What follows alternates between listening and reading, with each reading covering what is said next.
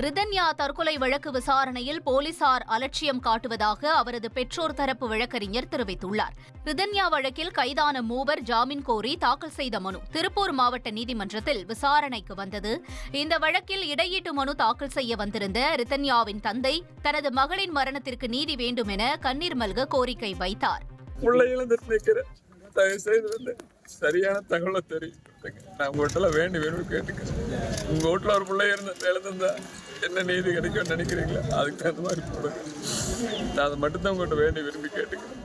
இதனைத் தொடர்ந்து பேசிய ரிதன்யாவின் பெற்றோர் தரப்பு வழக்கறிஞர் மோகன் இந்த வழக்கு விசாரணையில் போலீசார் அலட்சியம் காட்டுவதாக குற்றஞ்சாட்டினார். நீதிமன்றத்தை நாடி வழக்கை சிபிசிஐடிக்கு மாற்ற கோரிக்கை வைக்க உள்ளதாகவும் தெரிவித்தார்.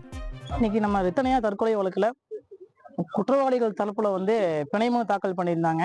நம்ம ரிதன்யாவோட தந்தை அண்ணாதுரை அவர்களோட சார்பில் நம்ம அந்த பிணை கொடுக்கக்கூடாது அப்படின்னு சொல்லி வாதங்களை முன் வச்சு இன்டர்வியூனர் பெட்டிஷன் ஃபைல் பண்ணியிருக்கோம். இதுல காவல்துறை கொஞ்சம் மெத்தன போக்கோட செயல்படுறாங்க.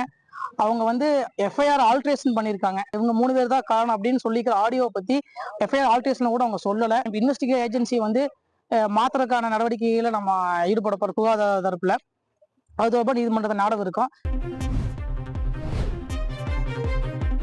இலங்கை அரசால் கைது செய்யப்பட்ட ராமேஸ்வரம் மீனவர்கள் 8 பேர் வரும் 17ஆம் தேதி வரை சிறை காவலில் இருக்கும்படி நீதிபதி உத்தரவிட்டுள்ளார்.